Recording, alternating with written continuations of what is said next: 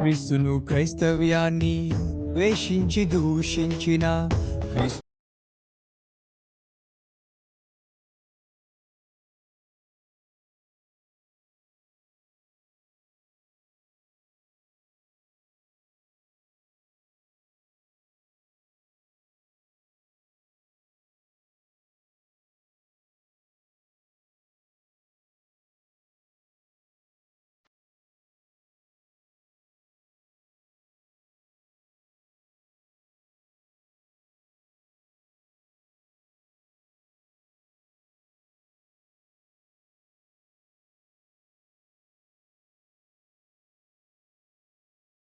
ప్రియమైన దేవుని బిడ్డలారా, చాలామంది అంటే సమాజంలో ఒక్కొక్కరికి ఒక్కొక్క రకంగా బైబిల్ అర్థమవుతుంది.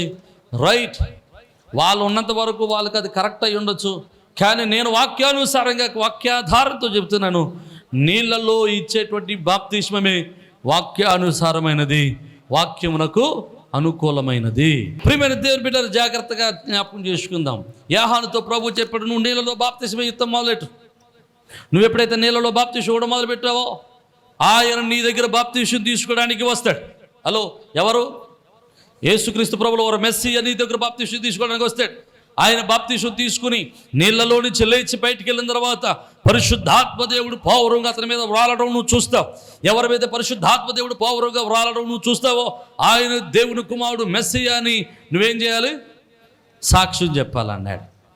ఇది ఎప్పుడైతే ప్రభు దగ్గర నియమాన్ని తీసుకున్నాడో యోహాను యొర్దాను దగ్గరికి వెళ్ళి సువార్త ప్రకటిస్తూ ఉన్నాడు.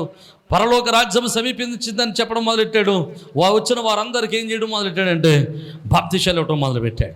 ఎప్పుడైతే బాప్తిసాలు ఇవ్వడం మొదలుపెట్టాడో ఒక రోజు వచ్చింది, ఒక గడియ వచ్చింది, యేసుక్రీస్తు ప్రభువు వారు కూడా బాప్తిసం తీసుకోవడానికి వచ్చాడు. ఆయన ఎప్పుడైతే బాప్తిసం తీసుకోవడానికి వచ్చాడో ఆయనతో పాటుగా చాలామంది ఉన్నారు. కానీ యేసు వారు కూడా బాప్తిసం తీసుకోవడానికి వచ్చినప్పుడు యోహాను అంటాడయ్యా, నీతో నేను బాప్తిసం పొందాలంటే ఆయన అంటాడు కదా, ఇది నీతి నిమిత్తం ఎలాగునా జరగాల్సి ఉంది అనగానే యేసు వారికి ఆయన బాప్తిసం ఇచ్చాడు. ఇచ్చిన తర్వాత ఏమీ మాట్లాడలే. ఆయన గొట్టెక్కిన తర్వాత పరిశుద్ధాత్మ దేవుడు పౌరంగా ఆయన మీద వ్రాలగా అప్పుడు యోహాను అంటున్నాడు, చూడండి ఆ మాట చదువుతాను చూడండి, నేను ఎవరి మీద ఆత్మ దిగి వచ్చి నిలుచుట చూతువో ఆయనే పరిశుద్ధాత్మల బాప్తిసం ఇచ్చేవాడని నాతో చెప్పాను. ఈయనే దేవుని కుమారుడని తెలుసుకుని సాక్ష్యం ఇచ్చి తిని. హల్లెలూయా. ప్రభువు చెప్పాడంటే ఎవరి మీద పరిశుద్ధాత్మ దేవుడు దిగి వస్తాడో ఆయన దేవుని కుమారుడని చెప్పగానే ఆయన గురించి సాక్ష్యం ఇవ్వడానికి యోహాను చెబుతున్నాడు, ఇదిగో ఈయన నిజమైన దేవుని కుమారుడు. హల్లెలూయా. జాగ్రత్తగా ఆలోచన చేయండి. ఇప్పుడు బాప్తిసం అనేటువంటిది యోహానుకు దేవుడు ఎవరిచ్చారండి? యోహానుకి ఎవరిచ్చారు బాప్తిస్మాన్ని? బాప్తిసం అనే క్రమాన్ని దేవుడే ఇచ్చాడు. దేవుడే బాప్తిసం అనే క్రమాన్ని యోహానుకి ఇచ్చి యోహాను చేత బాప్తిసం అనే క్రమాన్ని ప్రారంభింపజేశాడు. ఆ క్రమాన్ని యోహాను ప్రారంభించాడు. ఆ యోహాను ద్వారా ఇస్తున్నటువంటి బాప్తిసం ద్వారా ఎవరు లోకానికి తెలియపరచబడాలండి? అసలు బాప్తిసం ఎందుకు మొదలెట్టాడు? క్రీస్తు ప్రత్యక్షపరచబడడానికి, క్రీస్తు బయలుపరచడం కోసం, క్రీస్తును బయలుపరచబడడం కోసం ఆ బాప్తిసాన్ని యోహానుకు దేవుడిస్తే యోహాను బాప్తిసం ఇచ్చినప్పుడు క్రీస్తు బయలుపరచబడినప్పుడు క్రీస్తు గురించి సాక్ష్యం ఇస్తున్నాడు, ఈయన నిజమైన దేవుని కుమారుడు. దేవునికి స్తోత్రం. ఆయన మాట చెప్పిన తర్వాత ఆ సాక్ష్యాన్ని నమ్మినటువంటి యోహాను శిష్యులలో కొందరు యేసు ప్రభువుని వెంబడించడం మొదలుపెట్టారు. దేవునికి స్తోత్రం. హల్లెలూయా. 5 అంటాడు చూడండి, మరునాడు మరలా యోహాను అతని శిష్యులు ఇద్దరు నిలుచుండగా అతను నడుచుచున్న యేసుని వైపు చూసి దేవుని గొర్రె పిల్ల అని చెప్పాను. అతని మాట చెప్పిన తర్వాత ఇద్దరు శిష్యులు విని యేసును ఆమేన్ హల్లెలూయా. ఆయన ఎప్పుడైతే సాక్ష్యం చెప్పాడో ప్రజలు యేసును వెంబడించడం మొదలుపెట్టారు. ఎప్పుడైతే ప్రజలు యేసును వెంబడించడం మొదలుపెట్టారో లోకానికి వెలుగుగా వచ్చినటువంటి యేసు వారి జీవితాల్లో వెలుగును ప్రకాశింపచేయటం మొదలుపెట్టాడు. ఆమేన్. ఇప్పుడు యేసును వెంబడించిన వారి జీవితాల్లో ఏం కలుగుతుందండి? వెలుగు కలుగుతుంది, జీవము కలుగుతుంది. అలాంటి వెలుగుకు సాక్షిగా యోహాను ఈ లోకానికి వచ్చాడు. దేవునికి స్తోత్రం. నన్ను ఈ మాట చెప్పరావండి. మరి యోహాను బాప్తిసము యేసుక్రీస్తు ప్రభువులు వారు బయలుపరచడానికి దేవుడు పెడితే మరి యేసుక్రీస్తు ప్రభువులు వారు పెట్టినటువంటి బాప్తిసం దేనికోసం? యోహాను బాప్తీసం మారు మనసు నిమిత్తమైన బాప్తీసం అయితే క్రీస్తు ప్రభుల వారి ద్వారా మనం పొందుతున్నటువంటి బాప్తీసమము పాపక్షమాపణ నిమిత్తమైన బాప్తీసమము. మారు మనసు నిమిత్తమైనటువంటి బాప్తీసం పొందినటువంటి యోహాను బాప్తీసం పొందినటువంటి వారు పరలోక రాజ్యానికి వారసులు కాదు. అందుకనే అపోస్తల కార్య గ్రంథంలో చాలామంది అంటారు, అయ్యా మేము యోహాను బాప్తీసం పొందామంటారు. అయితే యోహాను బాప్తీసం కరెక్ట్ కాదు నాయనా, మీరే బాప్తీసం పొందాలి? యేసు నామములో, క్రీస్తు నామములో, తండ్రి కుమార పరిశుద్ధాత్మ నామములో మీరు బాప్తిస్మము పొందాలి అని చెప్పి మరలా వారికి ఏం చేశాడు? బాప్తిస్మం ఇచ్చాడు. దేవునికి స్తోత్రం. అప్పుడు వారు పరిశుద్ధాత్మ శక్తి చేత నింపబడ్డారు.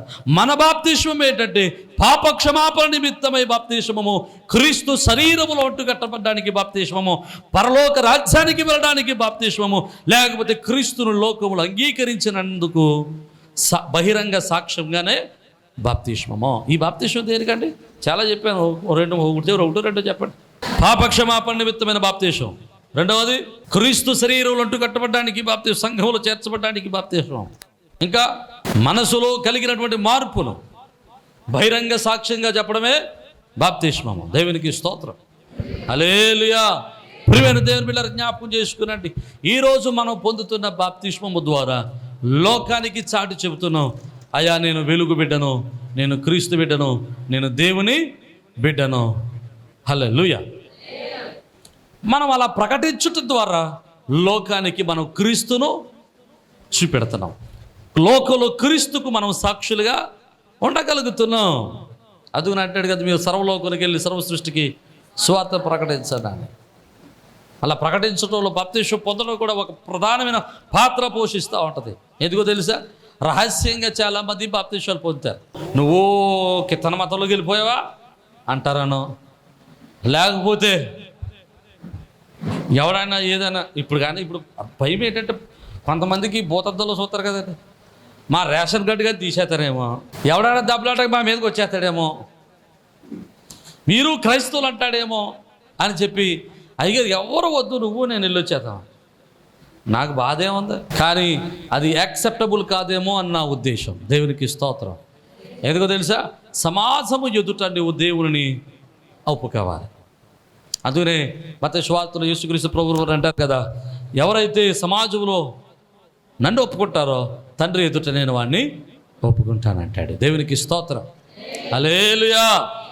ప్రియమైన దేవుని బిడ్డలారా, ఈరోజు మనం పొందేటువంటి బాప్తిస్మం కర్మం అది. అయితే రెండో విషయంగా నేను చెప్పాలనుకున్న మాట ఏంటంటే, అసలు బాప్తిస్మం అనేటువంటిది యోహానుకు దేవుడిచ్చినటువంటి క్రమం అది. ఆ బాప్తిస్మం ఎందుకు ప్రారంభమైందంటే క్రీస్తు వారిని బయలుపరచడం కోసం, క్రీస్తు వారిని ఎవరు మెస్సయ్యో యోహానుకు తెలియటం కోసం, యోహాను ఆయన గురించి లోకానికి సాక్ష్యం చెప్పడం కోసం. ఇక మూడో విషయాన్ని నేను తొందరగా ముగించడానికి నేను ప్రయత్నం చేస్తాను. యోహాను ఎప్పుడైతే బాప్తిస్మం ఇస్తా ఉన్నాడో, యోహాను చిన్న మనుషుడేం కాదు, యోహాను చాలా గొప్పవాడండి. కొన్ని వందల మందిని ఇన్ఫ్లుయెన్స్ చేయగలిగాడు. మిమ్మల్ని ఎవరినైనా నేను తిట్టాను అనుకోండి, మీరు ఏం చేస్తారు చెప్పండి? అసలు తిట్టేంత ధైర్యం చేయను అనుకోండి, ఏ పాస్ గారు చేయడం అంత ధైర్యం. ఒకవేళ తిట్టాను అనుకోండి, మీరు ఏం చేస్తారు చెప్పండి? నువ్వు ఒక్కడు ఉండేవిడ్రా, ఆదివారం తెల్లారితే బోర్డుని మైకిలని పడతాం. మాకు యోహాను ఎటువంటి తెలుసా? బాప్తిస్మం పొందడానికి వచ్చిన వాళ్ళు నాకు రెండు కూడా అంటారు, సర్ప సంతానం అంటాడట. ఎవరిని? వాక్యం వినడానికి వచ్చిన వాళ్ళు కాదు. దేవునికి స్తోత్రం. ఏమంటాడట? సర్ప సంతానమా, మీరు ఏదో బాప్తిస్మం పొందడానికి వచ్చేస్తారు కానీ మీరు మనసులు మార్చుకోవట్లేదు అబ్బాయి, మీ బతుకులు మార్చుకోవట్లేదు అబ్బాయి, బతుకులు మార్చుకోవడం ముందు ఆయన చెప్పి గద్దించేవాడట. ఈరోజు బాప్తిస్మాలు పొంది బాప్తిస్మాలు తీసుకుని తాగేసేవాళ్ళు, తిరిగేసేవాళ్ళు, గుటకలు వేసేసేవారు, సిగరెట్లు గాలి చేసేవాళ్ళు చాలామంది ఉన్నారు. నేను తిడదామంటే భయం. తిట్టే హక్కు నాకు ఉంది, కానీ తిట్టడం అంటే ఎందుకు భయం? దేవునికి స్తోత్రం. హల్లెలూయా. వాక్యం చెబుతుంది, బాప్తిస్మము తీసుకున్న తర్వాత నువ్వు తిరిగి పాపం చేస్తే అది నీకు చాలా కీడు, చాలా కీడు. అది తండ్రుల యొక్క దోషాన్ని పిల్లల మీద పోస్తారని ప్రభు చెప్పాడు. నీ శరీరాన్ని ప్రభువుకి అప్పగించి మారు మనసు పొంది బాప్తిస్మం పొంది రక్షణ పొంది ప్రభువు చెంతకి నీ శరీరాన్ని అప్పగించిన తర్వాత మళ్ళీ నీ శరీరాన్ని మరలా పాపానికి అప్పగించి పాపంలో బ్రతుకుతే అది చాలా భయంకరమైనటువంటి శిక్ష, భయంకరమైన శిక్ష, మామూలుగా ఉండదు. అలాంటి వాళ్ళు సర్ప సంతానమా మారు మనసు పొందరా అనాలి అంత అందులేండి. దేవునికి స్తోత్రం. యోహాను అంటున్నాడు, చదవండి మీరు కావు, నేను తప్పేం చెప్పట్లేదు. మత్తయి సువార్త 3వ అధ్యాయం 7వ వచనం. అప్పుడు పరిసయ్యులను సద్దుగల అనేకులు బాప్తిస్మం పొందవచ్చుట చూచి సర్ప సంతానమా రాబో ఉగ్రతను తప్పించుకుంటా. చాలండి, ఎవరిని అంటాడు సర్ప సంతానం అని? బాప్తిస్మం పొందడానికి వచ్చిన వాళ్ళ చూడటానికి వచ్చిన వాళ్ళ? దేవునికి స్తోత్రం. అంటే వాళ్ళు బాప్తిస్మం పొందడం అంటే సరదాగా వచ్చేస్తున్నారు, కానీ వాళ్ళలో ఏమి లేదు, మారు మనసు లేదు. అంతటి ధైర్యవంతుడండి యోహాను. ఇంకెంత ధైర్యవంతుడు చెప్తే చూడండి. ఆ రోజుల్లో హేరోదు అంతిప అనేటువంటి ఒక రాజు ఉండేవాడు. ఈ హేరోదు అంతిప అనేటువంటి రాజు నబటేయ అనేటువంటి ఒక రాజ్యపు రాజు అయినటువంటి అరిటాస్ అనేటువంటి రాజుగారి కూతుర్ని పెళ్లి చేసుకున్నాడు. ఎవరు? అరిటాక్ కాదు, అరిటాస్. అరిటాస్ అనేటువంటి రాజుగారి కూతురుని హేరోదు అంతిప అనేటువంటి వాడు పెళ్లి చేసుకున్నాడు. వీడికి ఏ పోయే కాలం వచ్చిందో తెలియదు, కానీ వాడు అన్నగారు హేరోదు పిలుపు, ఆయన ఆ పక్క రాష్ట్రాన్ని పరిపాలన చేస్తున్నాడు. వాళ్ళ వదిలి గారిని ప్రేమించి వాళ్ళ అన్నయ్య చంపేసి ఆ వదిలి పెళ్లి చేసేసుకున్నాడు. పెళ్లి చేసుకున్నాడు. చేసింది అదో పని. ఈ పనితో పాటు ఇంకో పని కూడా చేశాడు. ఏం చేశాడంటే అరిటాస్ కుమార్తెని విడాకులు చలమేళ్ళకి పంపించేశాడు. ఇప్పుడు పాస్టర్ గారు కాక ఆ ప్లేస్లో ఉన్నాడు అనుకోండి, ఆడే విశ్వాసం అనుకోండి, మేము ఏం చేయాలి చెప్పండి? సూపర్, హేరోదు రాజుగారు చేసేది గొప్ప పని, వాక్యాలు ఎత్తుకోవాలి. మేము ఆ పని చేసడానికి సపోర్టింగ్ ఎక్కడ వచనాలు దొరుకుతాయని ఎత్తుకొని చెప్పాలి. లేకపోతే మా చర్చిలో ఉండవు, విశ్వాసులు ఉండరు, రాజుగారు తలుచుకుంటే దెబ్బలో కొదువా అన్నట్టు ఉంటుంది. మరి ఈరోజు సేవకులందరూ చేసే పని అదేనండి. దొంగతనం చేశాడు అనుకుంటే ఎవడైనా విశ్వాసి, ఏం పర్లేదు, దేవునికి స్తోత్రం నాయన, కడుపుకు చేసి తప్పేం కాదు, బైబిల్లో ఇలా ఉందని చూసి నెతుక్కున్నారు వచనాలు, అనుకూల వచనాలు నెతుక్కున్నారు. అనుకూలమైన వచనాలు నెతుక్కుని బోధకులను ఏర్పాటు చేసుకుంటారని వాక్యంలో ఉంది. అలాంటి బోధకులు నేటి కాలంలో తయారయ్యారు కనుకనే భారతదేశంలో క్రైస్తవుల మీద, సంఘాల మీద విపత్తులు వస్తున్నాయి, శ్రమలు కలుగుతున్నాయి. యోహాను అంటాడు, నువ్వు ఏం చేసావురా అని హేరోదుని తిడతాడండి. దేవునికి స్తోత్రం. హేరోదుని తిట్టినా హేరోదు యోహానును ఏమీ చేయలేని పరిస్థితి. కారణం ఏంటి తెలుసా? యోహానులో ఏ తప్పిదమును లేదు. అనేక మంది అతడు ప్రవక్తని నమ్మి అతను వెంబడిస్తున్నారు కనుక యోహానును ఏమీ చేయలేని భక్తిపరుడుగా హేరోదు ఉంటే, హేరోదు భార్య వదిన గారిని చేసుకున్నాడు కదా, ఈవిడ ఎలాగైనా చెప్పేయాలనుకోండి. అది తన భర్త దగ్గరికి వచ్చేది, ఆయన చంపుతావా చంపవా, వాడు అంత మాటలు నా గురించే చెప్తున్నాడు. ఒకసారి చెప్తే చాలా అంత మాటలు చెప్తున్నట్టు ఉంటుంది కదా. చంపుతావా లేదా అంటాడు. కుదరదే బాబా, ఆయన మంచుడే బాబా, నేను చంపరా అన్నాడు. ఇంట్లో గోలంట ఏదో సామెత ఉంటుంది, బైబిల్లో రాశాడు. కారుతున్న ఇల్లు కారుతుంట చూసారా, సిలుగు పడుతుంట, అలాంటిది అంటే ఇంట్లో గోల. చిరాకు వచ్చేత ఉంటుంది, ఏమీ చేయలేని పరిస్థితి. కాబట్టి ఈ హేరోదు ఏం చేశాడంటే ఆ లావుడి బాధ తట్టుకోలేక యోహానుని తీసుకొచ్చి చెరసాలలో పెట్టాడు. చంపమంటే చంపట్లేదు. ఒకరోజు హేరోదు పొంతిప యొక్క పుట్టినరోజు వచ్చింది. పుట్టినరోజు రోజున తన కుమార్తె హేరోదియా నాట్యం చేసిందట. నాట్యం నేర్చుకుంది, భరతనాట్యం నేర్చుకుంది, లేకపోతే ఇంకో డ్యాన్స్ ఇంకేమున్నాయి, ఏదో డ్యాన్స్ నేర్చుకుంది. పుట్టినరోజు రోజున తన విద్యనంతటిని నాన్నగారికి చూపించింది. అమ్మా, మంచి నాట్యం నేర్చుకున్నావు, సూపర్, బాగా నాట్యం చేసావు అని చెప్పి చప్పలు కొట్టాడు. చప్పలు కొడతాం పాటు ఇంకో మాట కూడా అన్నాడు, రాజుకు నూరుకి కళ్ళు ఉంటుంది కదండి, ఏం కావాలో కోరుగా ఇచ్చేస్తానని. వెంటనే వాళ్ళ అమ్మ పక్క నుంచి అడుగుతుంది, నోరు మూయి ఇలా రా అంద. వాళ్ళ అమ్మ దగ్గరికి, ఉండి నాన్న వస్తాను, మా అమ్మని అడిగి వస్తాను అని అమ్మ దగ్గరికి వెళ్ళి, అమ్మ అంటుందట, మీ నాన్న ఏం అడిగితే అది ఇస్తా అన్నాడు కదా, రాజ్యంగా అడిగితేమేమో, ఎందుకు మనకి రాజ్యం వద్దు, బంగారం అడిగితేమేమో వద్దు, ఏదో వేసాలు ఏమవుతుంది నేను చెప్తానని చెప్పి వెళ్ళాను. ఏం చెప్పనమ్మా అంటే, యోహాను యొక్క తలను పల్లెల్లో పెట్టిమ్మన్నాడు. ఇదేం గిఫ్ట్ అంటారు బాబు. తనకిష్టం లేకపోయినా కష్టపడి నాట్యం చేసింది ఒక తల కోసమా? వీడు తలకాయ కోసమా నేను నాట్యం చేసింది, వీడు తల కోసమా నేను ఎంత కష్టపడి నాట్యాన్ని నేర్చుకున్నది అనుకుంటూనే బాధపడుతూ వెళ్ళి తన తండ్రిని అడిగిందట, నువ్వు నాకు ఏదైనా గిఫ్ట్ ఇస్తా అన్నావు కదా, ఇదిగో యెహోను యొక్క తలను పళ్ళులో పెట్టాము అని. ఏమీ చేయలేని పరిస్థితిలో లాకడిపోయాడు యెహోను. ఇక హెరోదు లాక్ అయిపోయాడు. ఎందుకంటే సమాజంలో అందరూ ఎదుట, మంత్రులందరూ ఎదుట మాట ఇచ్చాడు కనుక ఇప్పుడు మాట నెరవేర్చాలి కనుక యెహోను యొక్క తలను తెచ్చేయమన్నాడు. యెహోను తలను నరికి హెరోదియాకి ఇస్తే ఆ కూతురెట్టుకెళ్ళి తల్లికి ఇచ్చింది. జాగ్రత్తగా వినండి, యెహోను యొక్క అంతం అది. కానీ యెహోను ఇంత బలమైనటువంటి పరిచర్య చేసినప్పుడు చివరిలో అతను ఒక మాట అన్నాడు తెలుసా, అది చాలా విలువైనటువంటి మాట. యోహాను సువార్త 3వ అధ్యాయము 30వ వచనం. ఆయన హెచ్చవలసి ఉన్నది, నేను తగ్గవలసి ఉన్నది. దేవునికి స్తోత్రం. అంత గొప్పవాడైనటువంటి యోహాను కూడా యేసుక్రీస్తు ప్రభుల వారి గురించి ఏమని చెప్పాడు తెలుసా, ఆయన హెచ్చాలి, నేను తగ్గాలి. నేను వచ్చిన పని అయిపోయింది, ఇక నేను ఆయన కోసమే వచ్చాను. ఆయనే ఘనపరచబడాలి, ఆయనే మహిమపరచబడాలి. క్రీస్తు వారి పట్ల యోహాను కలిగి ఉన్నటువంటి నిబద్ధత, దేవుడు అతనికి అప్పగించినటువంటి పని పట్ల ఆయనకున్నటువంటి యథార్థత, క్రీస్తు వారి పట్ల యోహానుకున్నటువంటి ప్రేమ, భక్తి తన మాటలో మనకు స్పష్టంగా కనబడతా ఉంది. కానీ మరి ఈ రోజుల్లో ఎంతమంది క్రీస్తును హెచ్చిస్తున్నారు, ఎంతమంది క్రీస్తును హెచ్చించి వారు తమను తాము తగ్గించుకుంటున్నారు. రీసెంట్ కాలంలో జరిగినటువంటి ఒక సంఘటన, యథార్థ సంఘటన మీకు జ్ఞాపకం చేసి నేను ముగించడానికి ప్రయత్నం చేస్తాను. మణిపూర్ రాష్ట్రంలో భయంకరమైనటువంటి శ్రమలు జరుగుతున్నాయి. మనకి ఈ మీడియా వాళ్ళు, వార్తాపత్రికలు కానీ వార్తా ఛానళ్ళు కానీ ఎవడు చూపించినటువంటి భయంకరమైనటువంటి విపత్తు అక్కడ జరుగుతుంది. భయంకరమైనటువంటి శ్రమలు జరుగుతున్నాయి. దేవుడు ఇలాంటి మీడియా ఉంటుందనే, ఇలాంటి డబ్బులు గమ్ముడైపోయి సత్యాన్ని దాచిపెట్టేటువంటి మీడియా ఉంటుందనే దేవుడు ఏం చేశాడంటే క్రైస్తవ పెట్టేటువంటి జుకన్బర్గ్ని లేవనెత్తి ఒక ఫేస్బుక్ను తయారు చేశాడు.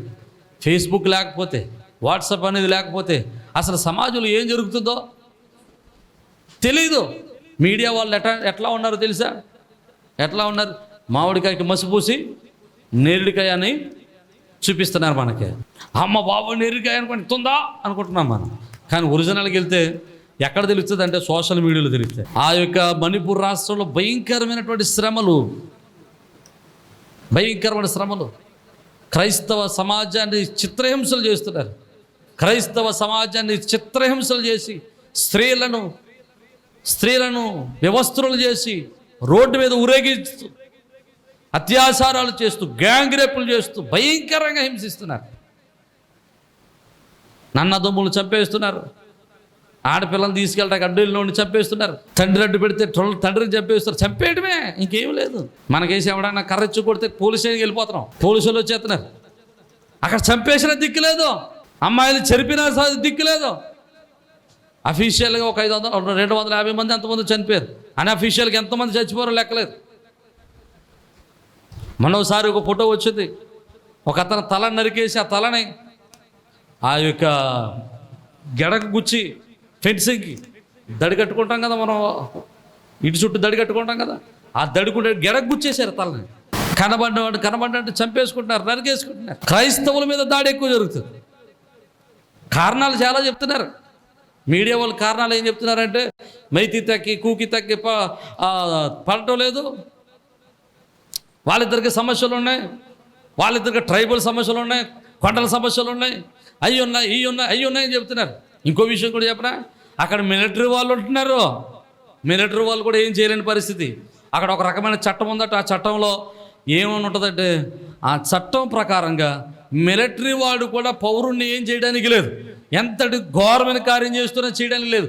మెజిస్ట్రేట్ సంతకం పెట్టాలట. మెజిస్ట్రేట్ సంతకం పెడితేనే మిలిటరీ వాళ్ళు వెళ్ళి ఫోర్స్ అక్కడ ఉపయోగించడానికి అవకాశం. మరి మెజిస్ట్రేట్ సంతకం పెడతాడా? పెట్టడం. మిలిటరీ వాళ్ళు ఉన్నా, పోలీసు వాళ్ళు ఉన్నా దారుణమైన పరిస్థితులు అక్కడ జరుగుతున్నాయి. సరే, ఇద్దరు కొట్టుకుంటున్నారు. అక్కడ పరిస్థితులు ఏమై ఉన్నా కానీ దారుణమైనటువంటి పరిస్థితులు ఎదుర్కొంటున్నారు క్రైస్తవ సంఘం. కొన్ని స్థలాల్లో అయితే మందిరాలు మొత్తం పీకి పడేస్తున్నారు. మందిరం పగలగొట్టేయడం కాదు, ఇప్పుడు ఈ మందిరం ఉందనుకోండి, అసలు మొత్తం పునాదిలోంచి పీకేసి పట్టుకుపోతున్నారు. అసలు అక్కడ మందిరం ఉందా అనేటువంటి పరిస్థితులు ఉంటున్నాయి అక్కడ. అలాంటి పరిస్థితులు, కొన్ని వందల గృహాలని కాల్చేస్తున్నారు. ఇలాంటి పరిస్థితులు ఉన్నప్పుడు మన భారతదేశపు ఈ సౌత్ ఇండియా నుండి చాలామంది అక్కడ ఉన్నటువంటి కూకీ తెగలకి, శ్రమలో ఉన్నటువంటి క్రైస్తవులకి ఆహార పదార్థాలను పట్టుకెళ్తున్నారు. అలాగే నాకు తెలిసినటువంటి ఒక సహోదరుడు, వాళ్ళు కూడా కొత్త సహాయాన్ని అక్కడ ఉన్నటువంటి శ్రమ పడుతున్న క్రైస్తవులకు ఆహారం పట్టుకెళ్తున్నారు. ఇప్పుడు ఫేస్బుక్, ఈ వాట్సాప్లు ఇవన్నీ వచ్చాయి కాబట్టి చేసే పనిని 10 మందికి చెబితే ప్రోత్సహింపబడతారు కదా అనేటువంటి ఉద్దేశంతో ఆ వ్యక్తి కూడా తన పట్టుకెళ్ళేటువంటి సహాయాన్ని, నీకు నేను పలానా వ్యక్తికి పలానా సహాయాన్ని పట్టుకెళ్తున్నానని పోస్ట్ చేశాడు. పోస్ట్ చేసినప్పుడు ఆ వెనకాల కింద క్రైస్తవేతరులు చాలామంది ఉంటారు కదా, క్రైస్తవ వ్యతిరేకులను మనం అనడానికి లేదు. అందరూ క్రైస్తవ వ్యతిరేకులు, అందరూ చెడ్డలు కాదు. క్రైస్తవ వ్యతిరేకులు కొంతమంది ఉన్నారు. క్రీస్తు అంటే పడిన వారు, సంఘం అంటే పడిన వారు కొంతమంది ఉన్నారు. అలాంటి వారిలో కొంతమంది చాలా బ్యాడ్ కామెంట్స్ పెట్టడం మొదలెట్టారు. అప్పుడు నేను నా మనసు చలించి, మనస్సాక్షి తట్టుకోలేక నేను ఒక కామెంట్ పెట్టాను వాళ్ళకి, అయ్యా అక్కడ శ్రమ పడే వాళ్ళు మా చుట్టాలు కాదు, మాకు బంధువులు కాదు, మా ఇరుగు పొరుగు వారు కాదు, కానీ వాళ్ళందరికీ సహాయం చేయడానికి దేవుడిచ్చిన ప్రేమతో మేము సహాయం పట్టుకెళ్తున్నాం. మీరెందుకు పట్టుకెళ్ళకూడదు? మీరు పట్టుకెళ్ళండి. ఇప్పుడు క్రైస్తవులు సహాయం పట్టుకెళ్తున్నారు, ఒక హైందువుడిగా నువ్వు పట్టుకెళ్ళు సహాయాన్ని. నిన్న అవడొద్దన్నాడు, నువ్వు వైద్యం చెయ్యు, నీకు చేసే దమ్ము లేదు, చేసే ప్రేమ లేదు, ఛాందసవాదమే తప్ప సహాయం చేసే మనస్సు లేదు. నేను నీవు కూడా పట్టుకెళ్ళొచ్చు కదా, నిన్నెవడు పట్టుకెళ్ళొద్దు అన్నాడు? నువ్వు పట్టుకెళ్ళి నువ్వు సహాయం చేయి అంటే కింద ఒక ఆవిడి పౌరుషతో మాట్లాడి అటంది, మిమ్మల్ని ఎవడు చేయొద్దు అన్నాడు? మీరు చేయండి కానీ దేవుడి గురించి, మీ దేవుడి గురించి చెప్పొద్దు అంటున్నాడు. డబ్బులు ఇచ్చేసుకుంటారట కానీ ఏం చెప్పొద్దట, ముద్దు తెలివితేటలేదు.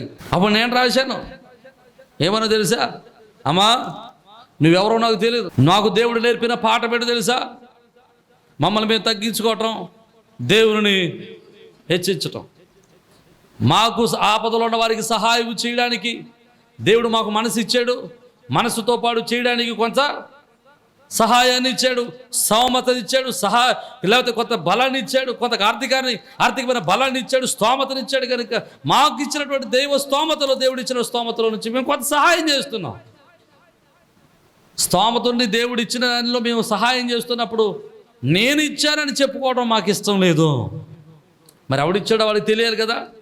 ఎవడిచ్చాడో తెలియాలంటే మమ్మల్ని మేము తగ్గించుకుని మాకు ఆ మనసు ఇచ్చిన దేవుణ్ణి ఘనపరుస్తున్నాం. దేవునికి స్తోత్రం, హల్లెలూయా. జాగ్రత్తగా మనం వింటే మన చేసేటువంటి పనులు ఎవరిని ఘనపరుస్తున్నాం, ఎవరిని మహిమపరుస్తున్నాం. ప్రస్తుత కాలంలో సమాజంలో క్రైస్తవ సమాజం ఎలా ఉందో తెలుసా? 10 రూపాయలు కానుకిస్తే 10 సార్లు మన పేర్లు చెప్పాలి. అసలు 100 రూపాయలు ఇచ్చాడంటే ఇంకా అయిపోయినాడు. వీడి పొరపాటున కానీ 1,00,000 రూపాయలు కానుక ఇచ్చాడంటే ఇంకా పాస్టర్ గారు బొత్తుకంటే వీడు మై కట్టుకున్నప్పుడు ఇలా పేరు చెప్పలేమో కదా. కానీ వాక్యం చెబుతుంది ఆయన హెచ్చవలసి ఉంది. యాహాన్ చెప్తున్నాడు, అంత గొప్పవాడైనటువంటి యాహానే, యేసువారి యొక్క మార్గమును సరళం చేయడానికి వచ్చినటువంటి యాహాను తన పనిని ముగించట్టున్నాడు. అయ్యా నేను కాదు, ఆయనే హెచ్చవలసి ఉన్నది. అందుని వాక్యం అన్నాడు కదా, నిన్ను నువ్వు తగ్గించుకోవాలి. ఎవడైతే తగ్గించుకుంటాడు వాడు పరలోక రాజ్యంలోను దేవుని సన్నిధిలోనే హెచ్చింపబడతాడు. హెచ్చించేటువంటి మనస్సును మనం కలిగి ఉంటే ఖచ్చితంగా మనం ఏమవుతాం? తగ్గించబడతాం.